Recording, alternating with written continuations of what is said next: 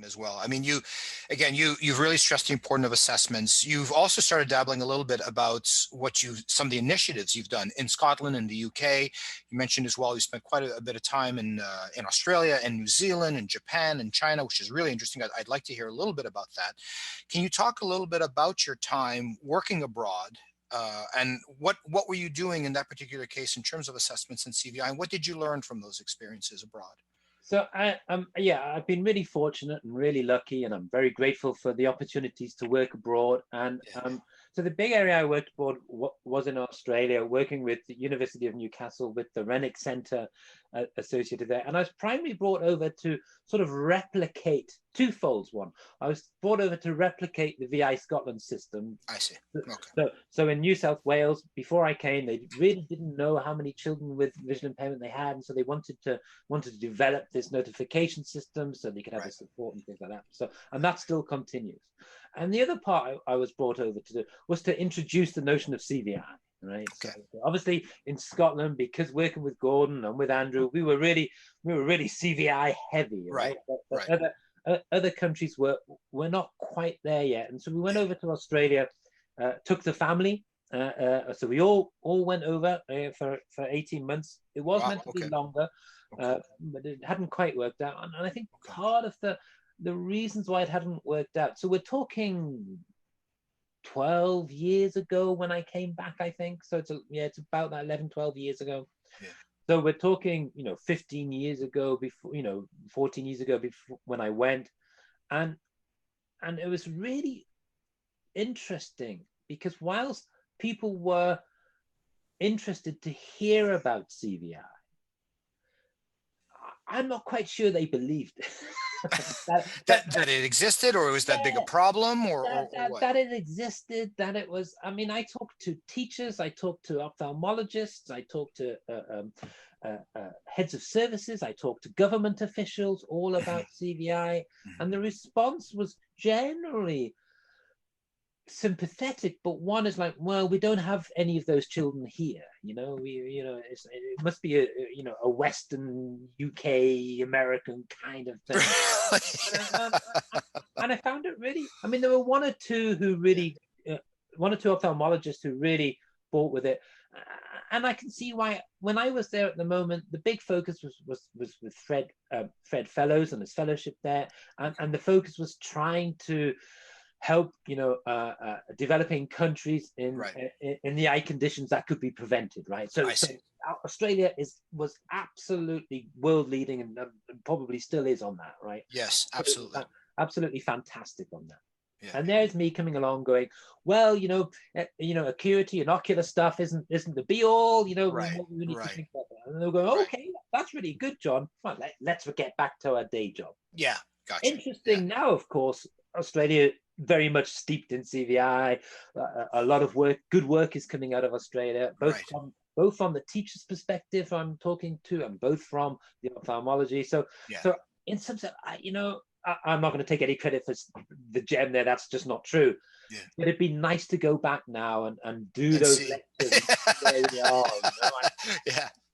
and show like, here's my kids with ocular-based impairment. Here's my kids with brain-based impairment. Does it match yours, kind of thing? And have they really captured that now? And I believe they have. But when I went, it was more of a struggle. Right? But it's really quite interesting. And I just thought, wow, that's difficult. In some sense, the work I've done in the US, it's changing. 10 years ago in the US, it was like, yeah, good luck with that, right? And so it has changed. But what Australia was very good at, what Scotland is very good at, what Europe as a whole is good at. I'm thinking of Denmark, I'm thinking of Sweden, and even partly some of the Netherlands there, is that we're able to start to develop systems as to know where the children are, whether ocular or CVI, right? Yeah.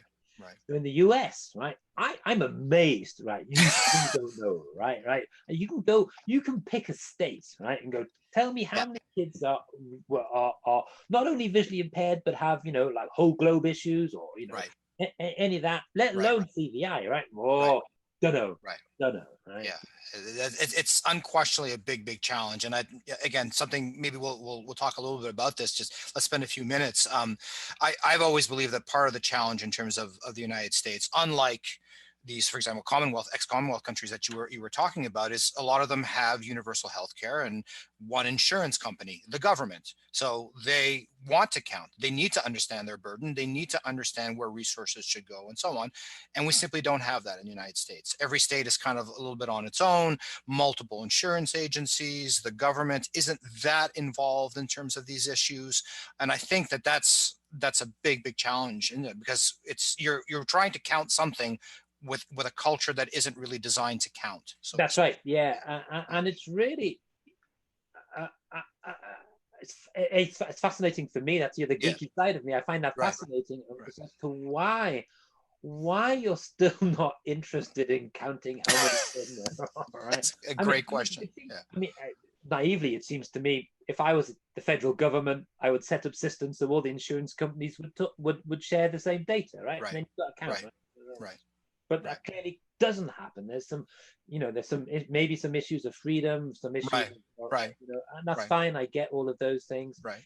Interestingly enough, databases in Europe, of course, have had a very checkered history. Throughout the war, there were all sorts of databases that were appalling and stuff like that. So, but these issues can be overcome. These issues can be treated, carefully and with consideration, and have every freedom assigned to it. So, and I can't stress the importance of knowing the cohort of the children there, so you can target that support.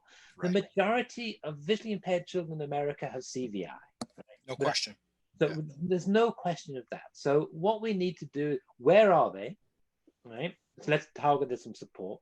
And if it's like the work that we've been doing in Scotland, is that it seems to be representative much more in those poverty areas, lower social class areas, right? Sure. So let's do some public health work on that, right? Let's think about that. But until you've got that data, until you can identify, there seems to be this correlation between social class and CVI, right? Diet, maternal health, all of these issues could be a factor. But until you've got that data, it's really hard to then put in those public health services, which are going to be expensive. But we can try and get that data so you're not just throwing money in random places. Absolutely. It is targeted support. So, absolutely. So please learn to count, Lotfi. Please learn I'm trying. It's a tough. I mean, again, I think this is a conversation, that we could certainly spend, the whole hour doing on this. And I know there's other things we want to talk about, but I agree with you. A lot of it could be cultural, could also be just mechanistically, we're not designed to do it. And it's not just CVI, it's healthcare in general. I mean, you think about trying to instill this idea of universal healthcare and understanding the benefits of that. And a lot of that is you need to count the burden. And we haven't been able to do that very, very effectively. Anyway, you've done, obviously you've talked about the assessments, you've talked about the need for counting and so on, which is extremely important. But I also know that you've done some fascinating work with socialization, working also, this really wonderful platform that I came across with sort of the visual impairment chat room, I believe it was called, which I believe you won an award for. I think this is an intriguing sort of collateral benefit, if you will, to some of the work that you've been doing. Can you talk a little bit about the VI chat room and what did you learn from that? Yeah, so this was quite a long time ago, and both me and the designer of it were talking about it because we have access to all of these thousands of children. So wouldn't it be really nice? And this was way before like Facebook, not way before Facebook, before really we thought about visually impaired children using Facebook and things like all of those things. We thought, how can we develop a system of putting children together safely and in an environment? So I talked to lots of web designers and chat designers to get this system really safe, so it's safe and secure. So you weren't allowed to use the word chat room without the word safe and secure beforehand, right? Okay. So we set up this safe and secure chat room for all the members of VisKids, which was part of the VI Scotland club. So they could all come and chat together. And so we set that up.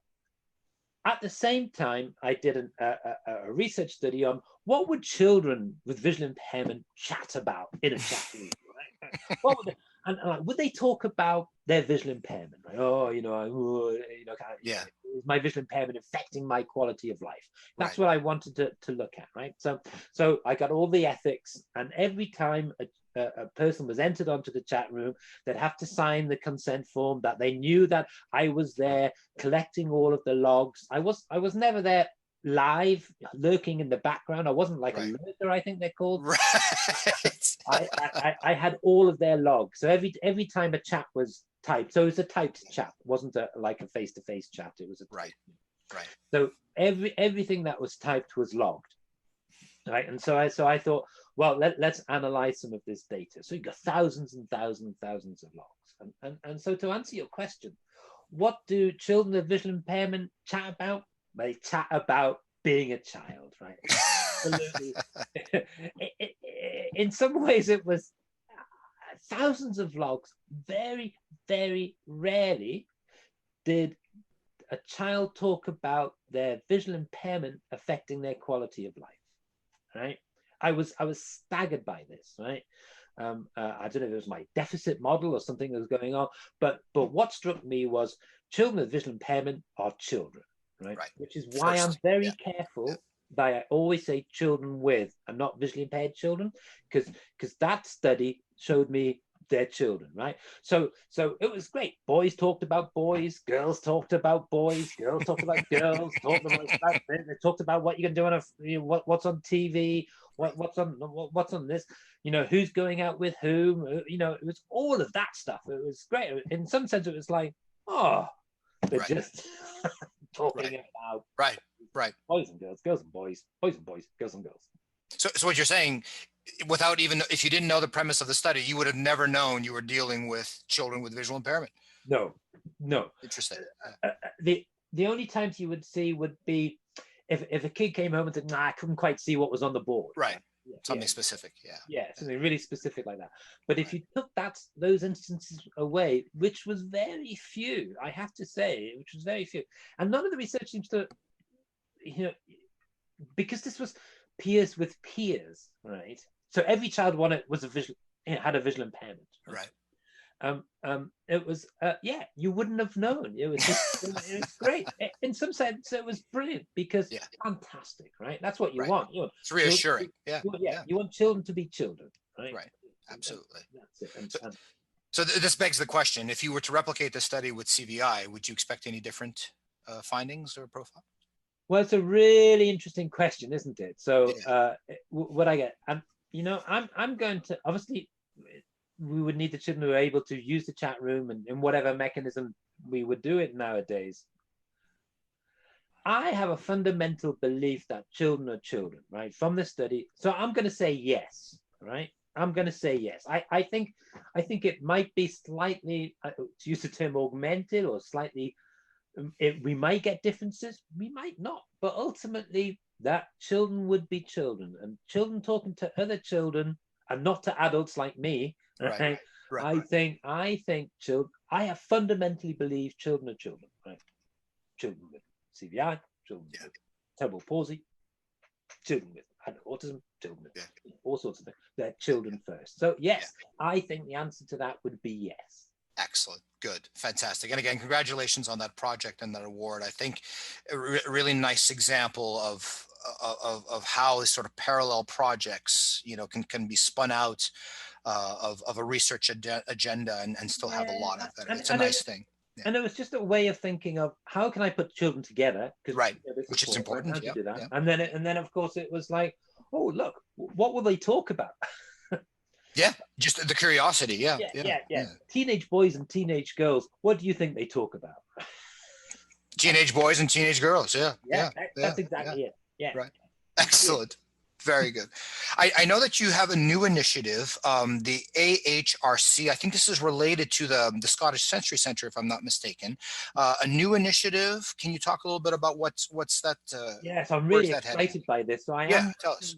With so I'm working with CVI Scotland on this project and a few other people. So whilst I'm wholly interested in thinking about what is in the child's head, how does the child represent the world, there's another part of this is how do we explain CVI, right? You know, we've got no definition here, and even if we had a definition, what does it mean, right? What do those bits mean? So how do we explain a CVI? And so I was listening to the radio, and I was it Buzz? I can't remember. There was an astronaut who was on the moon, and he said David Bowie changed the way people think about space travel. Because of his music? Because of his song, because of the song Space Major Odyssey. Tom or Space Oddity. And that song for this astronaut was a change in the public's perception of space travel. And I thought, well, that's really interesting, isn't it? Until that came along, the people really didn't quite grasp the dangers, the inherent horror of what's it like in a tin can floating thousands of miles away. Right. You know, and like you think that's right. And he was bestowing the virtue of art as a medium of explaining science, right? So we know throughout history art is excellent at explaining science. Sure. So I wrote off for a grant, which I successfully got. Thank you to the AHRC, UKRI funding bodies. Always Fantastic. Thank your funders, as you know. Yes. And so we've got some dancers. So hence the reference to dancers. Okay. A choreographer. We've got a musician. And we've got an artist, and each have been given the sole, I guess, responsibility of coming up with a commissioned piece of work, whether that's dance or whether that's music or whether that's an art, a piece of visual, art, a painting, or visual arts. Gotcha. Or something together. It's up to the artist. Okay. To try and explain what CVI is. What is represented in that child's head. So this isn't for children. So this isn't dance for children with CVI. This is for the general public in trying to understand what the hell we do, right? Sure. So we've got these three pieces of art, and maybe one might be successful, maybe all of them will be successful, none of them. I don't really know.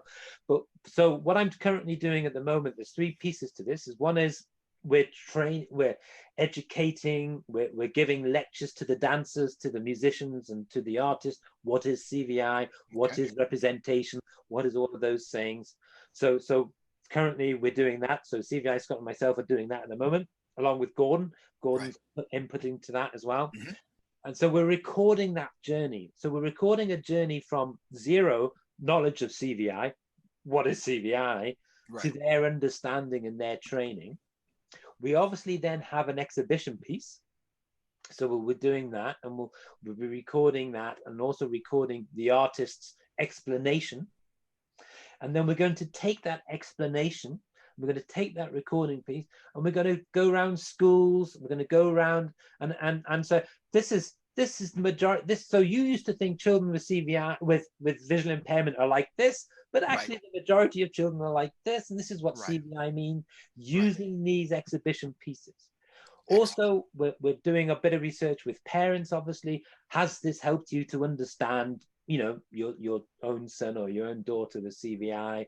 And also the children themselves. Has this helped in any way understand CVI for you? You know, so it's a real, so I'm taking inspiration from the late and great David Bowie. Can I use art to explain CVI? Better than my introduction to this, better than my lectures, you know, better than listening to a whole hour of me about CVI. Can I play a 10-minute piece of music that might be able to convey what it is to have CVI? I think that's interesting. So obviously it's an educational initiative, and I certainly understand your perspective. You think about various celebrities, for example, who have gone on, you know, rock stars and musicians and so on, who have gone on to do incredible public health efforts and humanitarian work and so on, simply because I think they have that natural connection to people, right? Maybe they can translate things in a way that a politician, a scientist, or someone can't. So I certainly understand. And you know, I mean, I give lectures on CVI all the time, as you know, and what if someone else does it differently, but it'd be better? And what better way to ask artists, right? Ask that's what they do. That's what they do. The whole history of art has been explaining science. All right.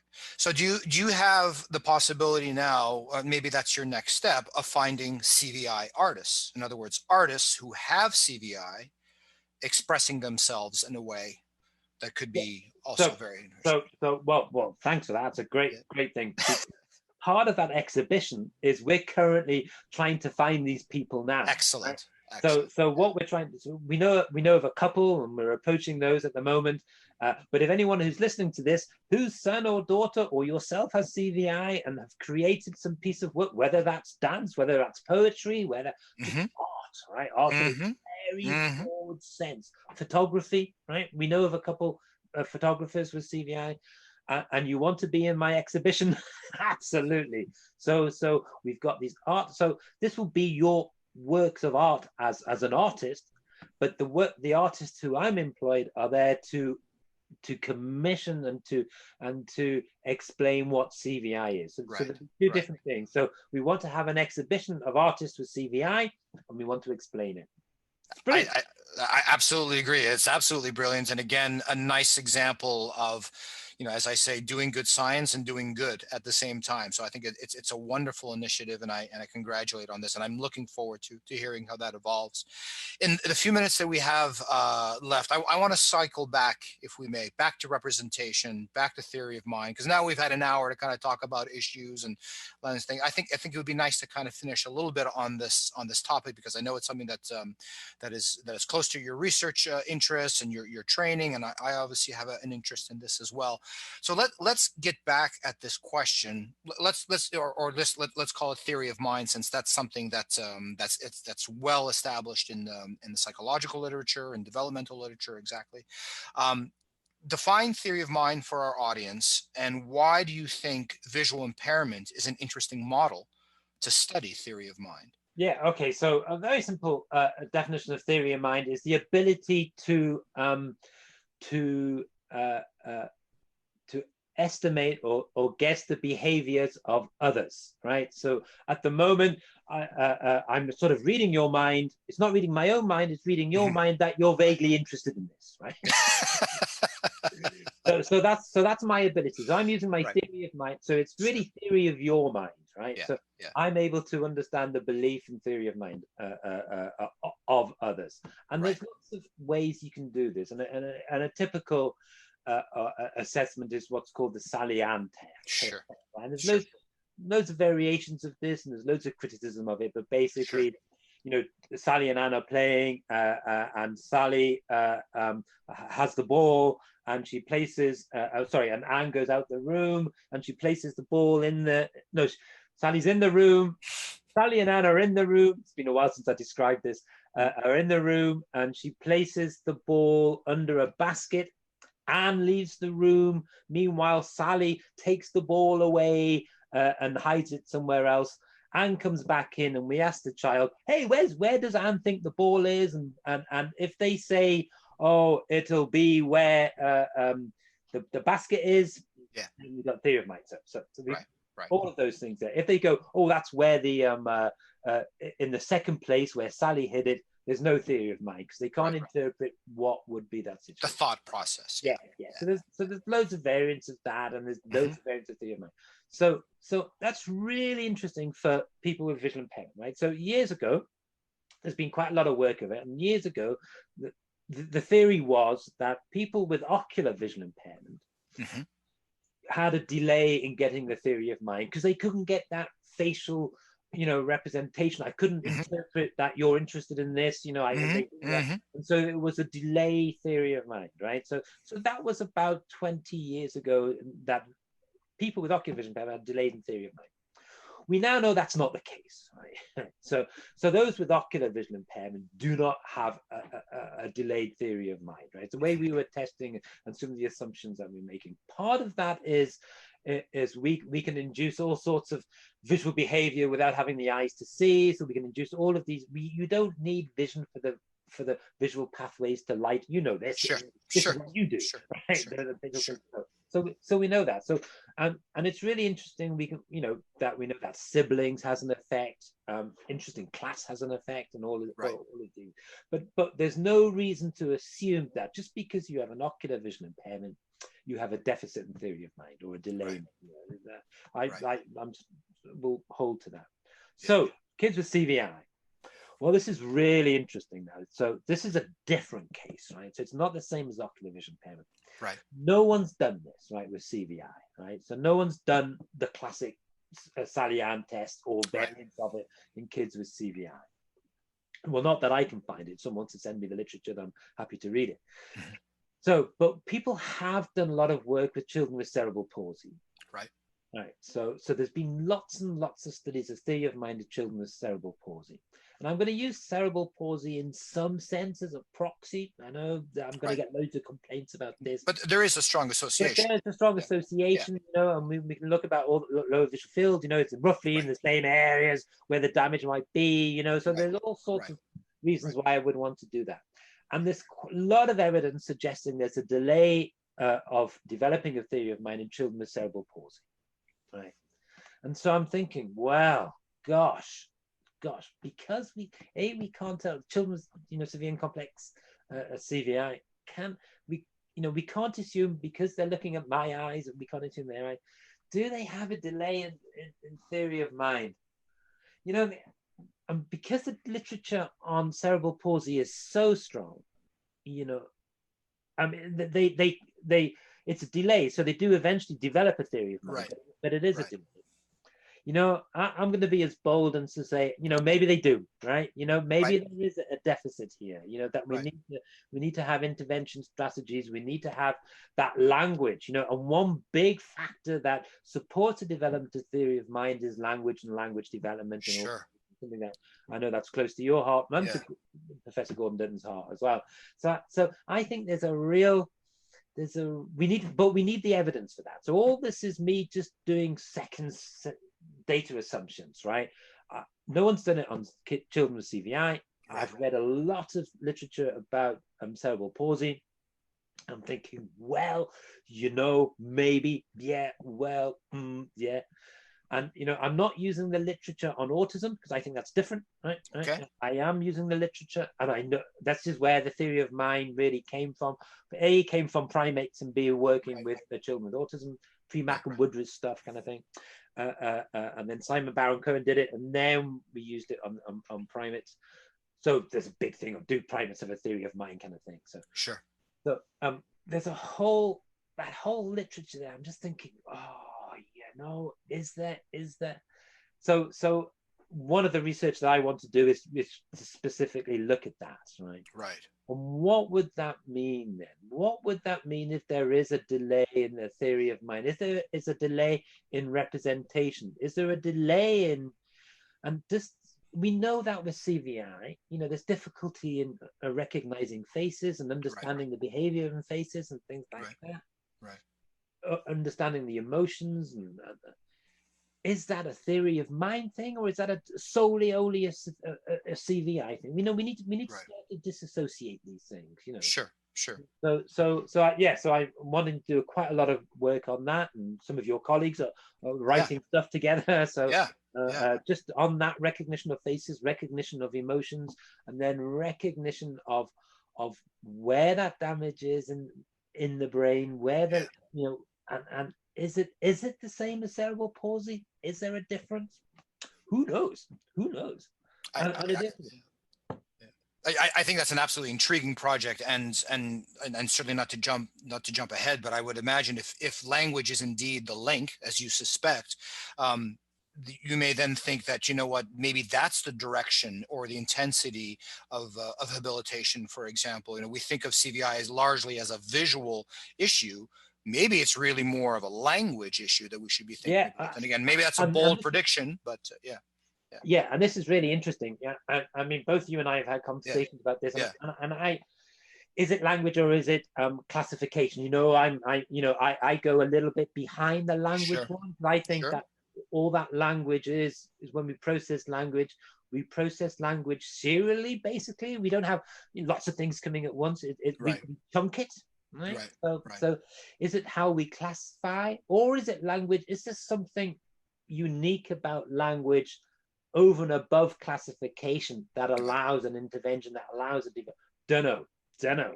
I mean, we're talking language in a very, very broad sense. I'm not just only the spoken word, I'm in a very, very, wide sense that we would use language in that sense. So it's not just a vocal thing, Gotcha. So is it classification? So I'm betting my money on classification, and I think that if intervention was based around classification, then that would be the way to go. I know that yourself and others speak language, and I'm happy for that. Hey, if only one of us is right, then that's brilliant, right? But if we're both wrong, I'd be bit bummed about that. But if one of us is correct, then that's great. Then we can really think about different forms of intervention. Right. So classification or language, or you know what the answer is going to be both, isn't it? Really. Sure. You set up a binary decision, and you've got to go with both, haven't you? Well, again, an absolutely intriguing project, and I really do also encourage you to pursue that, along with the many other projects that I know you have going on. Yeah, go ahead. It's that thinking though, and I think it's we need to just sit back a little time and just think. We need to think about. Well, is it a theory of mind, or is it really part of a deficit of where the damage is that is unable to do that? We need to just stop and think deeply. We need to have these conversations, which is why I started the CVI conversation. Of course. I need all of you to help me with that. It's a completely selfish project. It's a lot of data. So I have to ask you this, because one of the nice things that we're reversing this role is now I get to ask you a question that you asked me when I was on the other side. So back to this theory of mind representation question. As you know, I guess you can imagine myself as an empiricist or a reductionist, to use your philosophical terms. And I like looking inside the brain. I like knowing how the things kind of fit together and so on. Do you feel, or do you see a way that a lot of these modern neuroscience techniques, neuroimaging, fMRI and EEG and what have you, can that help you tackle these questions that you have about theory of mind representation, or is it really just a supplement, or do you really think that the answer is somewhere else? Oh, that's a fantastic question. I think I need to be able to rely on you and look at the brain, so I can think about, look, John, it's in this area. This is where maybe the deficit is. This part of the brain does this bit. And so it's not what you're thinking. Right? Okay. You're completely wrong about that, because that's just not where that's going. Right. So I need you to tell me in your reductionist, nihilistic way that I'm in the right area. Right. Yeah. Okay. Yeah. Am I a reduction? I don't think I am, right? I think I'm a very old-fashioned epiphenomenalist. Am I? I flip. I'm quite worried about that. So, so we're quality control. Is that what you're saying? You're like you're refining. Yeah. In some sense, I'm happy for that. Because I could just go on a different track, and you can say, John, look at where this is happening in the brain. Look at how these networks are firing. Look at how it all works together. Right. This cannot be what you're saying, right? And I would take that as complete evidence, right? Gotcha. So that's why you need me to say, well, look, where is qualia? Do we have qualia? And you say no. No, I wouldn't say no. I just think that there's other questions that I would rather answer before. That's all. I wouldn't say no. Really, jazz. So absolutely, we need to work together, right? We need to work together. So I can keep asking you these questions of where. Well, if that's the case, then why does this happen, right? And are you really a secret epiphenomenalist? So epiphenomenalist is, you get these things that come out of the representations, out of the reductionist, and these that float in the air. There's not a synapse firing for this. Right. So I think it's this mystical. Do I believe that? Oh, I don't know. I'm certainly not a reductionist as strong as you. It takes everybody. So. But I can't do my work without your work. Otherwise, I'd be off. And vice versa. Yeah. Yeah. I'd be off on a wee track. I'd be off on Sure. I would be recreating representations in the brain that physically wouldn't be able to happen. Right, right. And I would say similarly, we need the big ideas because otherwise we'd be drilling down to a level of detail that I think would just be meaningless. So we Yeah. have to think big. We have to think, the impact. We have to think large social issues, and so on. So I think it absolutely does go both ways. Yeah, and that's why I think in a lot of my conversations I say bring in a philosopher for the work Right. that you do. Bring in this. Yeah. Just get them to come in and think, well, that's really interesting because what Right. about this and this and this, just Right. to bring you up from your reductionist swamp. Right. The last couple of minutes that we have, I want to leave you again tied to our conversation. But what is the future of research in CVI? What are the pressing questions? What do we need to be doing to be helping these families and these individuals that we work with? Well, I think always all the research could just go with child-centered approaches, right? So how can we support children and families, right? So that's Right. taking that as an absolute given, and that's really, really important work. So I think where we're going with this is, and the work that I want to pursue further is, I think that there's an enormous potential in the kind of interventions that we can do for children with CVI, but has ramifications for all children. Sure. Right.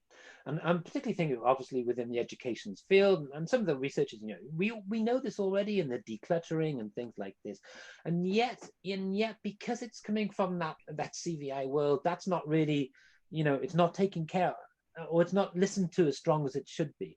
And I really want to push that research agenda much further, right? That we are identifying a lot of interventions that may or may not, we need to have the right assessments, the right visibility about that, but we can identify these, which will be good for children with CVI, but be good for all children, right? So I think that's where the research agenda needs to go, right? Needs to go for that as well, and I think that's quite important. I think we need to absolutely nail what that definition is. Okay. I'm very much an egg before the chicken kind of guy. Yeah. I think we do need to have that, because then I can start to really drill down as to kind of the assessments and the interventions that I would need to do. So we need to do that. We need to develop, I think, really good ways on differentiation. So is it CVI? Is it some kind of other neurological issue? Is it so? I mean, I use all the time brain-based vision impairment.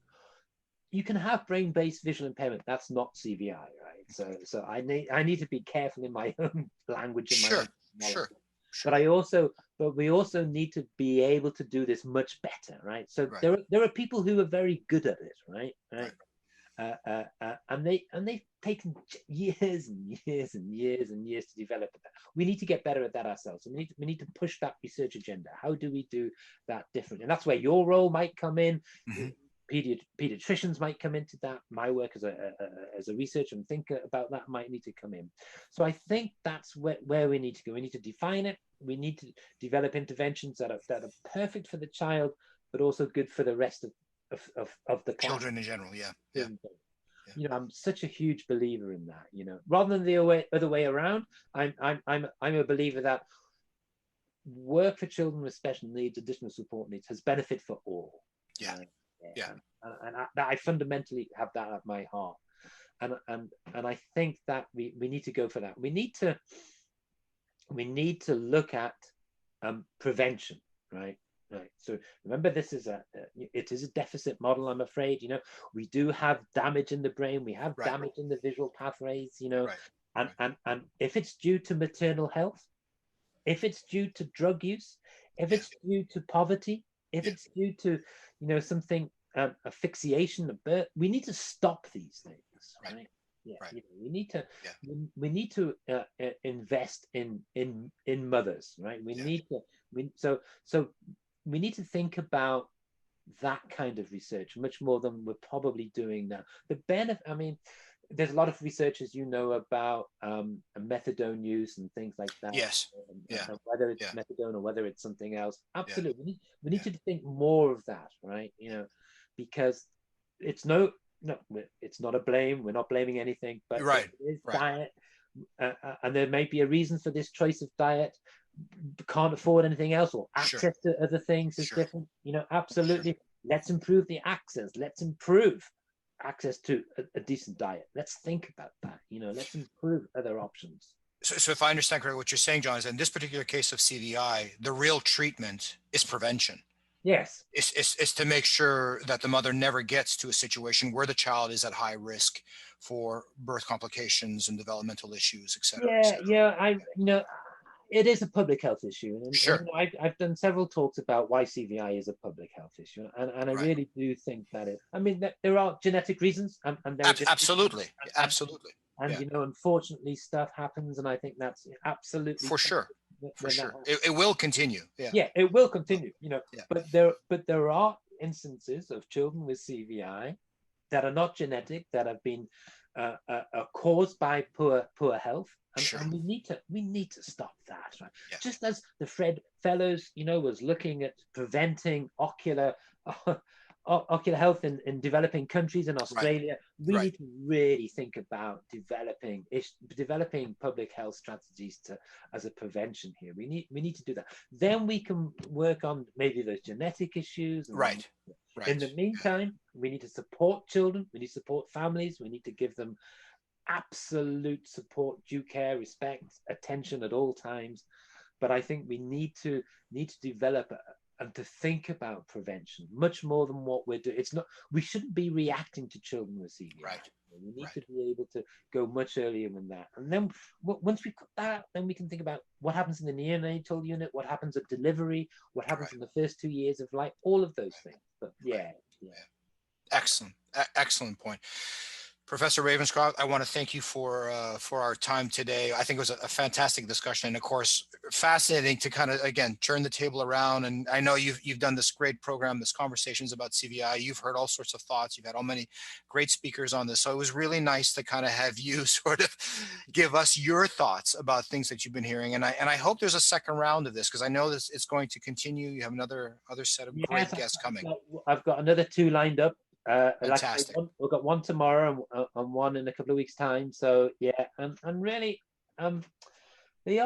we need each other. It's a multi-agency, multi-collaborative approach, and I think hopefully the thread is think about that. What is the child representing in the world, right? Yeah. With a child that has CVI. Yeah. And that then leads you on to my very destructive tract of Donald Davidson, of language of thought, of belief. That's right. Of networks, and does a child with CVI have that network that we need to have of beliefs? Yeah. It's got, we need to look at that. We need to think about that. Sure. That's brilliant. So we're all in the same field. You're in the nature of representation. I'm in the nature of representation. I'm just, like I say, not stuck in that reductionist swamp. Want to swallow in. just move us up a bit. Fair enough. We'll get there.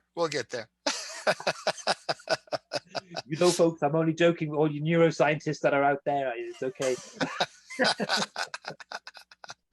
Excellent. So, John, I thank you so much for this time. And again, I also, and from all of us that tune in, thank you for this initiative and putting this together. It's been an absolutely fantastic program, and wish you success with your further endeavors as well. Oh, well, thank you very much. And thank you for interviewing me. You're much nicer than I am. So, so congratulations and thanks. Thanks again, love. Excellent. Cheers now. Bye-bye. Cheers.